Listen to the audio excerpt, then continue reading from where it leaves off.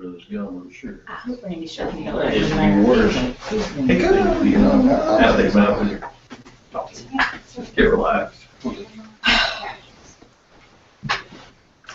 Can you guys hear me? Yep, we can. Okay, good. Well, hey, thanks for joining us today, and thanks for your patience. It was supposed to happen an hour and a half ago, so I know everybody's got a busy schedule. So maybe we just take a moment real quick here to have each person identify themselves. Why don't we start with Congressman Collins from Georgia? We'll do that. Well, I'm Doug Collins. I'm from the 9th District of Georgia. Anybody want to go next there? I'm Randy Shirley, Sheriff of Stevens County, Georgia. Okay. I'm Janice Mangum, Sheriff of Jackson County, Georgia. All right. Brian Burnett, Sheriff of Chelan County out in Washington State. Okay. I'm Mike Shire. I'm a police officer in Anne Arundel County, Maryland. Congressman Reichert, it was nice to meet you at the Blue Alert press conference we had down there on Capitol Hill a few weeks ago. Yes, I recognize you. Hey, thanks to all you guys for and gals for being here. We again apologize for the delay, but we had some votes. So we have 3 questions that we really want to pose to you, and this is really a listening session for Representative Collins and myself.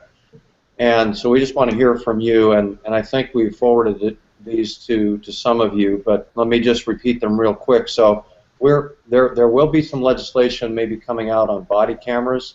We want to get your input on those, and we've already had a meeting in our district in our state of Washington and had some discussion on body cameras, and there's some public disclosure request issues. How can we as members of Congress help to combat the current national backlash against police officers and law enforcement across the country?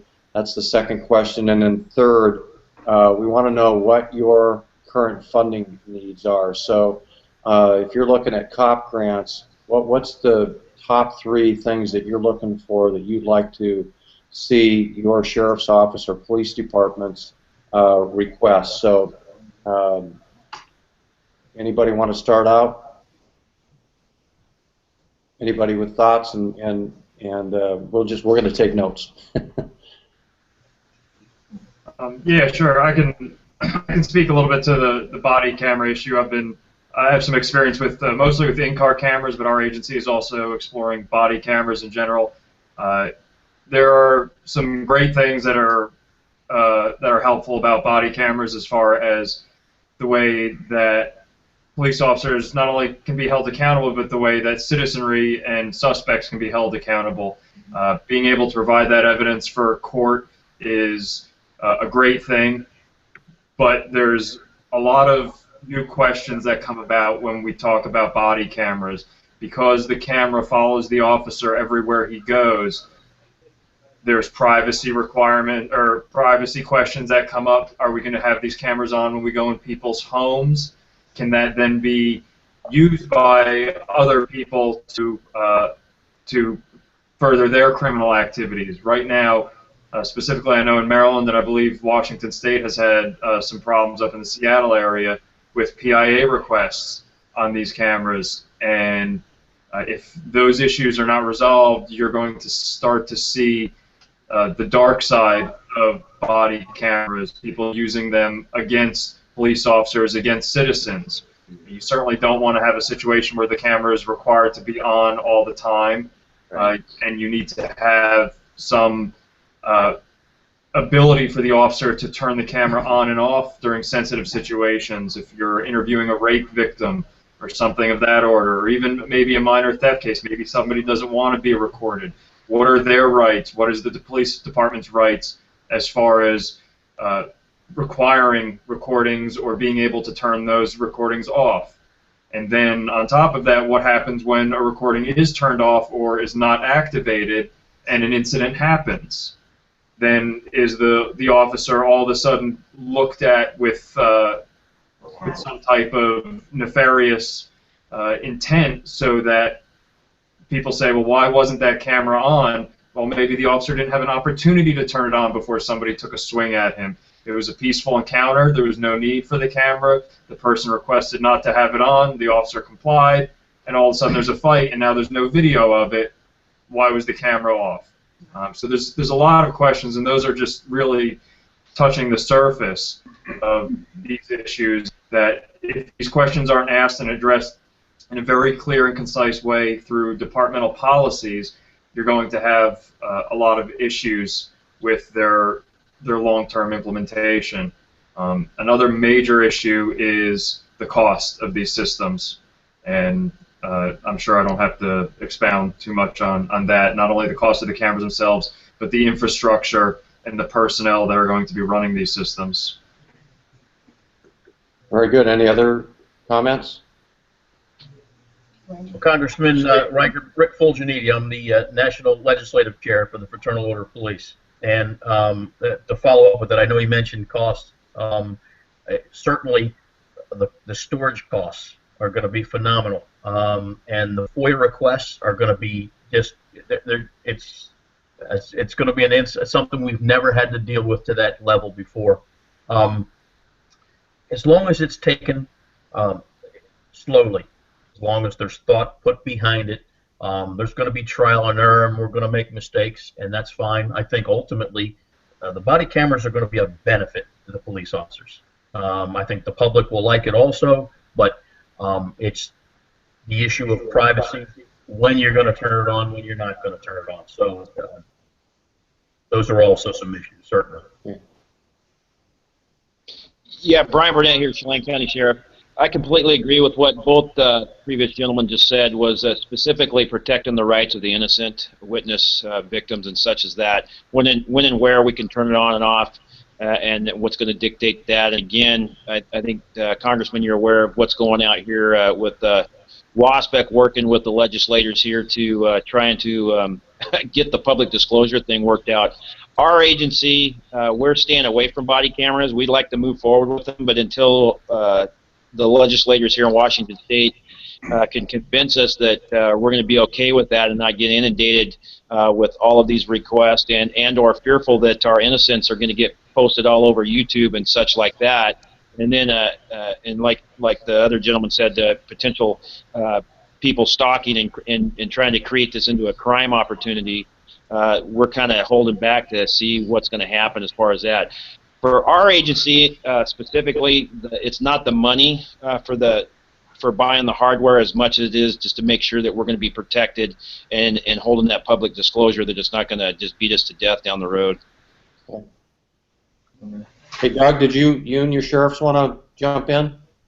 Yeah, they're going to jump in now. Okay. Well, certainly I echo all the comments from the previous sheriffs. We already have body cameras at the sheriff's office.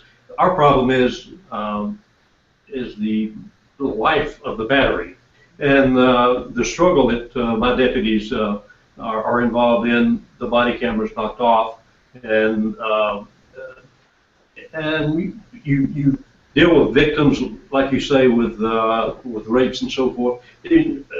Also, you have to include confidential informants that give you information on drug activity and so forth. So you have to have some sort of language in there that would not allow the camera to be on the entire time that the deputy or the law enforcement officer is on duty. The server that would store this is going to be quite expensive.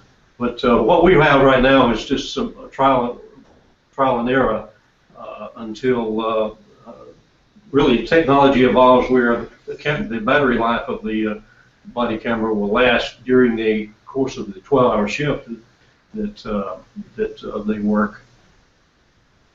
And we have no body cameras at Jackson County, but we do have the in-car cameras that the audio, they can utilize it even if they don't have their blue lights on them. I've asked them if they're interacting with somebody, even on a domestic call or something, because one of mine got accused this past weekend of some type of profiling, and but he had his audio on and his video, so that one came out good. But money-wise, our budget is very slim in Jackson County, and having the storage capacity for the body cameras, I'm like the other sheriff. I'm going to sit back a little bit on them and see. We're going to use our audio cameras and our audio and our video cameras in car for now until we see where this is going to go. But Hey, Doug, the first time you turn one off, they're going to accuse you of turning it off because we didn't want them to see what we did, and that's going to be a big issue for law enforcement.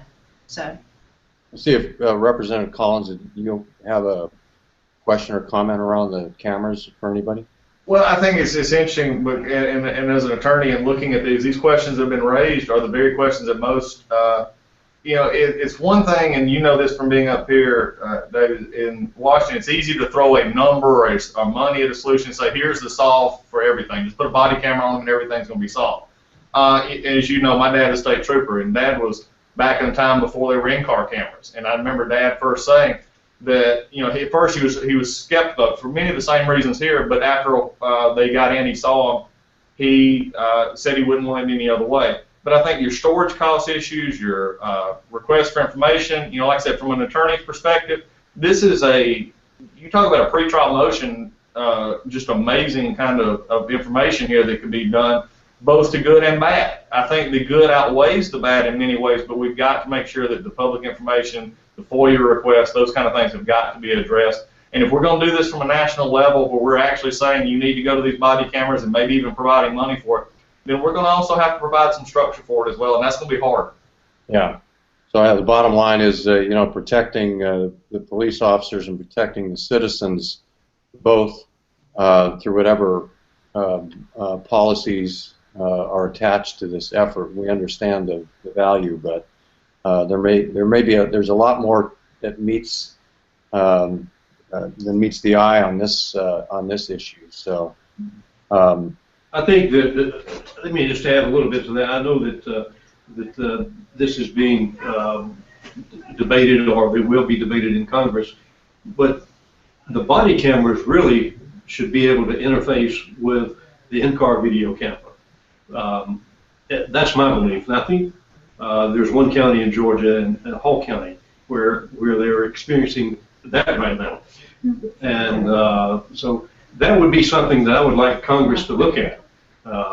Certainly in a rural county in Stevens County, where we just raised the millage rate to almost to the maximum limit, not only on the county commission level, but at the school board level, because of the loss of jobs and so forth, and the taxes are just out of the world. We cannot afford the body cameras for everybody. And in-car video cameras are another problem. We don't have them in all of our automobiles at this time. All of our traffic units that deal with traffic enforcement, crime suppression, and so forth have all of that. But funding from Congress is vital, and for us to be able to have these for our deputies, and not. I like it because it will keep that deputy in line, and from the accusations that the sheriff from Jackson County just mentioned, the profile issue, there's many things can happen that can save your deputy and the credibility of your department. Right. So let's thank you for all your input on that question. Let's move on to the second question, and that's, we're really struggling back here as members of Congress to try to find a way to support you in this backlash that's occurring. So what are you guys hearing and seeing out there that you think we might be able to, the last thing we want to do is to get in the way and make it worse, but this is it's a national issue, and people back here are talking about it. How do you think we can help you with this backlash against law enforcement? Sir, if I could, my name is Corporal O'Brien Atkinson. I'm First Vice President of the Maryland State Fraternal Order of Police, and I talk to officers all across the country on a regular basis about police issues, things like that. What's interesting, and this kind of ties back into the body camera issue and why the body camera issue is politically dangerous for a lot of officers because I think that the citizens support the idea of body cameras, the officers support the idea of body cameras, but if funding comes from Congress to buy body cameras, absent the protections that we talked about, absent the funding for storage, the funding for just the administration of the entire system, it's going to be harmful. And I think that officers across the country have seen in situations where a body camera or video is not available, all of a sudden in court, yes, that becomes an issue. It's kind of like, okay, yeah, well, you're saying this happened, but where's the video? And if there's no video, everything kind of, all credibility kind of comes into play. I think the most helpful piece to come out of Congress has been the COPS grants, which put boots on the ground, put officers on the street.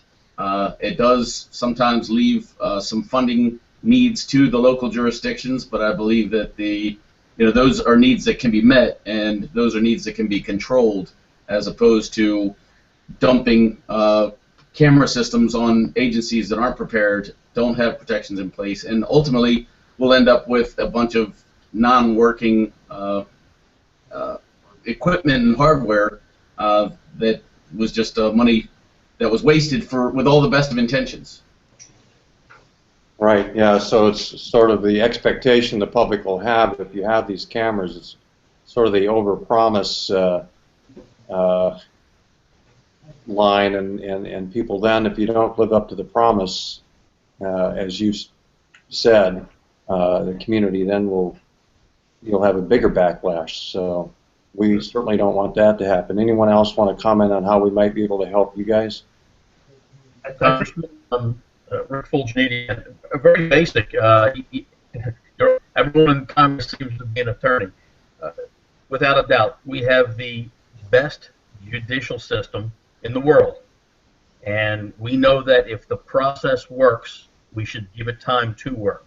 So simply by having, when an incident occurs, simply by having the patience to hold off judgment from the authorities in Congress, and that goes all the way as high as the executive branch, until the facts are in, until everyone has had the opportunity to go ahead and find out the details of an incident before they rush to judgment. I think that the media picks up on that, and I don't care what station you watch, I don't care what news program you watch, everybody is jumping and harping on the fact that Senator this or Congressman that had this to say. Yeah. And that's unfortunate. If they would just hold their peace and just reaffirm that we have the best justice system in the world, let it do its job. That's great advice. We know that's a problem back here. Others? I think one of the things, David, going off of what was just said, was the simple fact that, justice is many times unfortunately played out in the media is what I believe, not what actually may have occurred or what may. And and I think you're exactly right that just because you firmly believe it or this is what you believe it to be may not be the case. And I think that's the issue that we best can by promoting, what is being good, what is doing right, because the media is always going to highlight, what goes wrong. So I think that's in our line of work, whether we're congressmen or whether we're police officers, that we face that same kind of deal. Every day good goes by, nobody cares. One bad thing happens, and we blows up. So I think that's a great way to put it. Yep. It takes a long time to investigate an officer-involved shooting or something, an assault, a terrible assault that occurred, or an accusation that was made, and you want to be right. You want to get to the truth of it, and that's just like trying a case. You want to get to the truth of the case that's being tried. So the media is 24 hours. It's so competitive, and we watch TV, and sometimes our mind is made up by whoever is in front of that TV on the news. So they need to be held accountable and help us out. They're not there to report happy stories. We know that. And if the book I was reading, if it leads, it bleeds. And or if it bleeds, I'm sorry. But it sells news, and happy stories doesn't sell news. Right. Brian, did you have a comment? I think what was said earlier, just as much support from the Congress there, whether it's Republican leadership or Democratic, we'll take anything we can get. But obviously, with you two guys, especially with you, Congressman Reichert, you got such a history there as being the sheriff out of King County. You know what we're talking about, and I think you can represent us in a way that to try to bring an influence on your cohorts back there. Hopefully it will make a difference, and we just ask that you really take the leadership role in that and move forward, because there's a sense of lawlessness, that I call it, that's coming up and spreading throughout our country, and because of the 24-hour media and social media, and everybody has at their fingertips, they can blow all of that out of proportion in just a matter of minutes. And so, having said that, I think that's the biggest thing that we're going to be fighting, is trying to control that, because even with corruptness, and we know there's a certain percentages, we're always going to be fighting that. But as the one gentleman said, we have the best system in the world, and we have to trust that system. And if the corruptness comes from our own organizations, then we need to be able to pick and weed that out and handle it internally and/or criminally. And I agree, boys. You know, some of the cameras and different things, going back to that same topic, is they can really be quite the resource tool, but only if we can be protected where it benefits us in the big picture. What about? I know that. So I know Brian from Washington State, and I'm going to guess that just because you're all cops, that we're going to be thinking along the same lines here in this question, and that is, we believe that you should enforce the laws. These folks that are out there damaging property and assaulting other people and burning down houses and breaking into buildings, they're stomping on the rights of other citizens. And just like we have federal laws that cover gun crime, I'm wondering if we need stronger laws when it comes to these civil disturbances, and they can be filed in federal court. It's just one of those thoughts. That's definitely interesting. I would definitely take that to your federal district attorneys. I'm always cautious about adding layers of law, but there's definitely, we have to have some type of consequence for these people who are causing millions and millions of dollars worth of damage to the communities. These are innocent, businessmen and residents, men and women that are having their lives torn to shreds. And I know perhaps something that we might want to look at is insurance for civil disturbance type events is, to my understanding, very expensive. How are these people that have had their lives turned upside down supposed to rebuild in those circumstances? We certainly can't get water from a rock when the perpetrators of these acts, are coming from socioeconomic classes that are have no resources to help necessarily rebuild after these incidents from a reconstructive standpoint. So we definitely do have to figure out a way to separate those that are peacefully demonstrating and those that are just out there to essentially watch the world burn. And I think you also have a silent majority out there that does support the police, and we need to figure out ways to bring them out into the open so that they can voice their opinions in support of us. We run into them on the street on a daily basis. They come up to us and they say, we see what's going on in Baltimore, and we would just want you to know that we support you, and that's great, but those people obviously aren't making it onto the nightly news. No. So that brings me to a question about technology, and both you and Brian have touched on that in a way where it relates to communicating in a negative way. But what about where citizens are complimenting you, and we use technology to share the good things and I know you're all doing that to some degree. You've got your web pages up, you probably do some tweets on some of the positive stories that you have, and you try to put out those press releases to the local media. But as you said, you know, they don't really pick that up. Could you use, and this kind of flows into the third question, do you think that law enforcement agencies across the country could possibly use some grant monies around technology to help you spread those good news stories? You know, the officer that buys groceries for the homeless person, or you all heard, you know, all the positive stories, and you've done them yourselves. What do you think about that sort of an approach? Federal money. I think more than money right now. I haven't put much thought to that, but to have a congressman to recognize those deputies and those police officers through an award or through a plaque. I know that there are many constituents that you both have, and that's throughout the United States as well. But that would go toward, and my estimation would be better than throwing money in the direction of technology to create something, some kind of grant that would help. I think the recognition, the attaboy or whatever from your congressman would go a long way.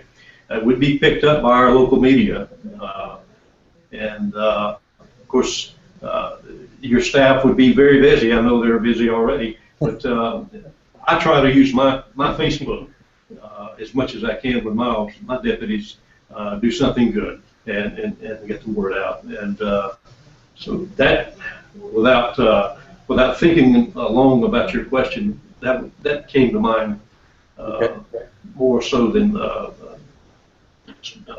grant funding for technology to get your word out. Good.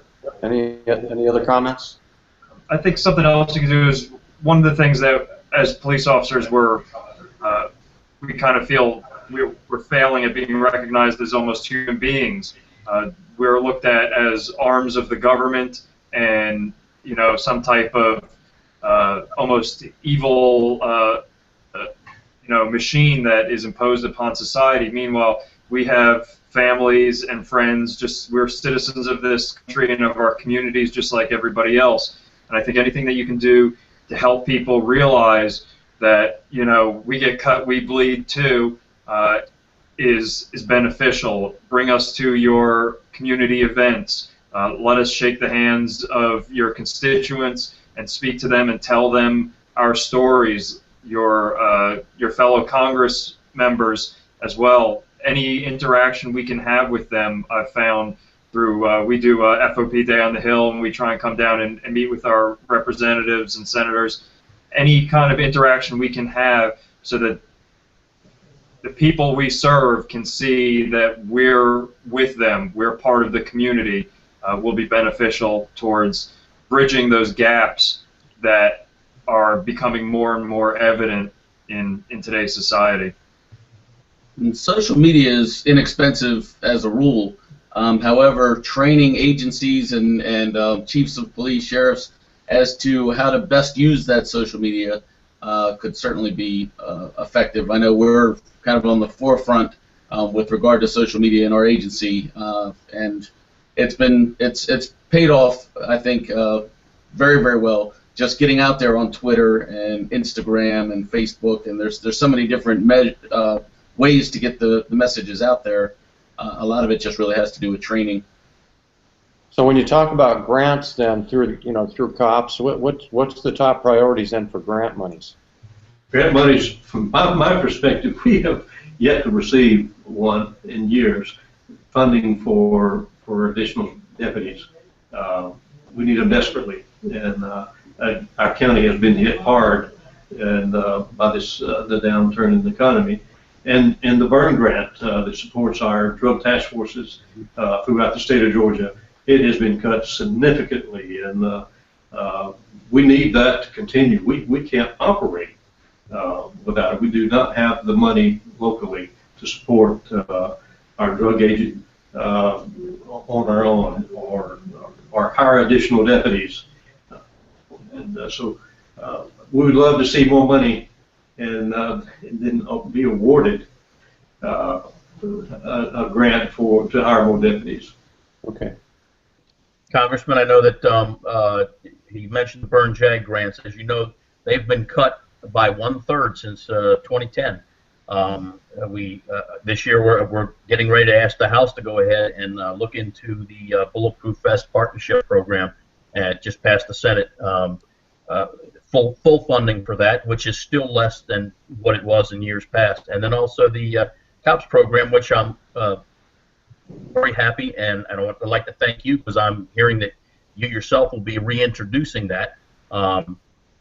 A major benefit, just a major benefit. I mean, the funding, it's amazing that Congress and the whole United States is talking about other programs, talking about body cameras and things that Congress just doesn't seem to have the money to do the programs that are so beneficial to law enforcement right now. And those programs just need to be brought up to snuff, and before we expand more. Staffing is definitely a huge issue.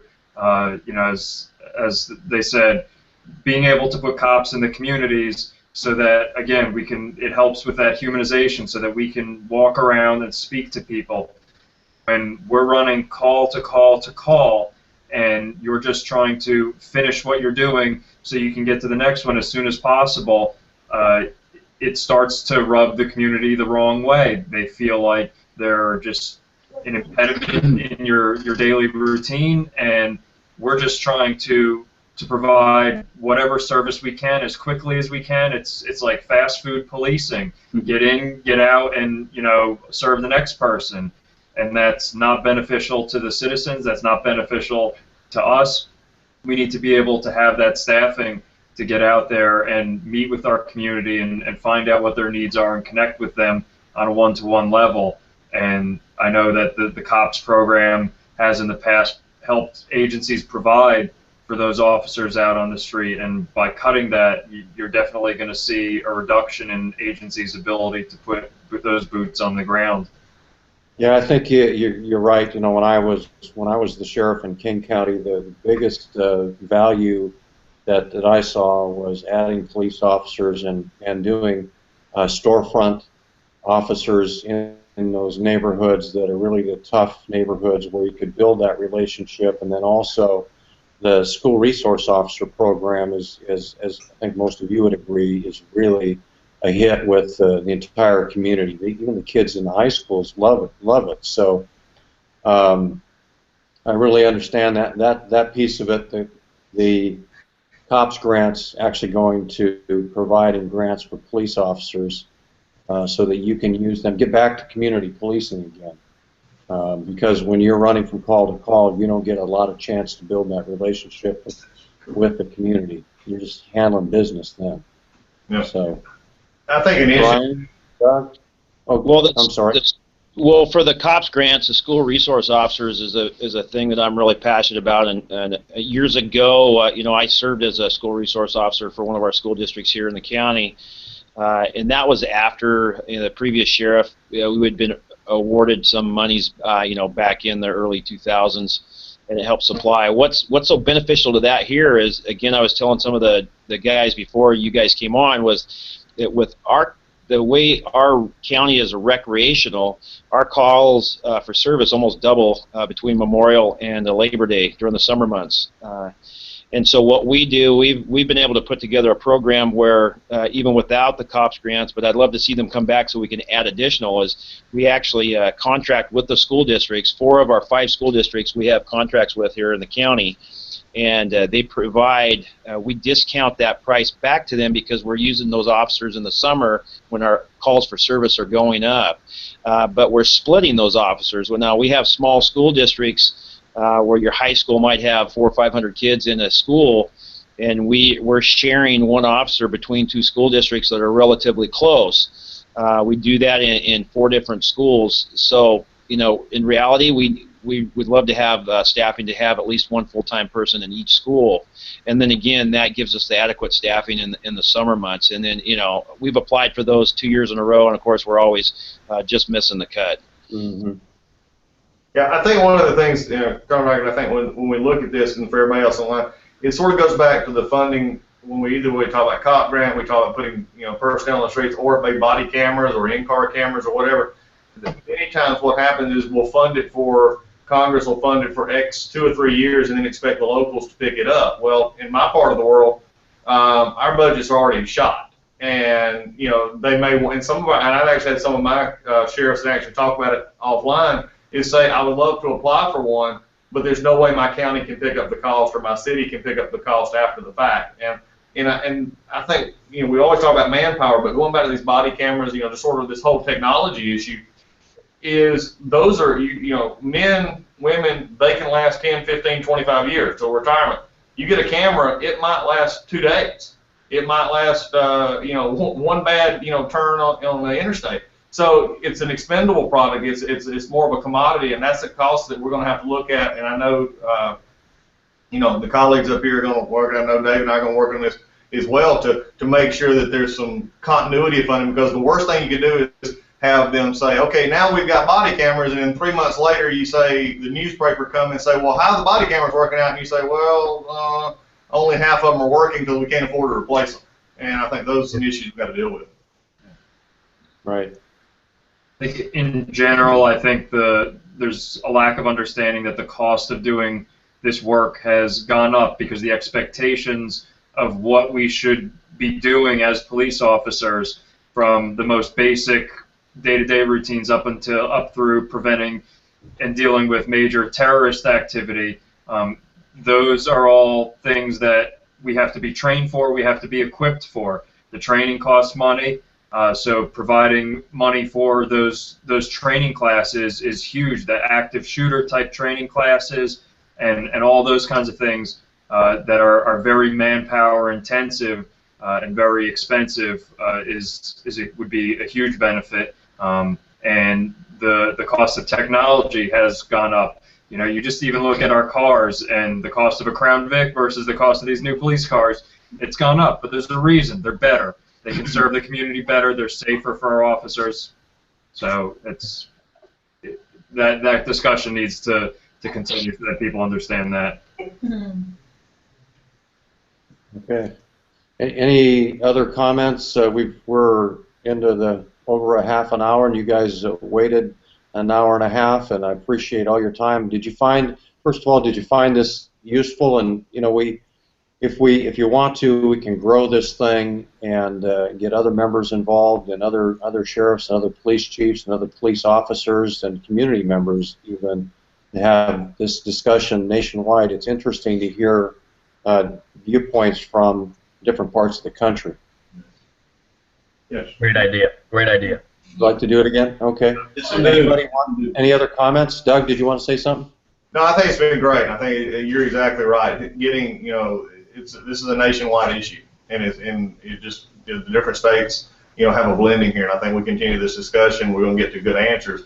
But if we rush to judgment, if we rush to a quick solution, then we're going to end up with far more problems than we have right now. Absolutely. Maybe what we ought to try and do is to get the speaker on one of these. I agree. You guys can talk to John Boehner then. How would you like to do that? No, we're going downstairs. He's going to give us a cigar. All right, you guys. Hey, thanks a lot. Thank you. Appreciate it. Thank you. Thank you, Congressman. Thank you. Yep. See ya.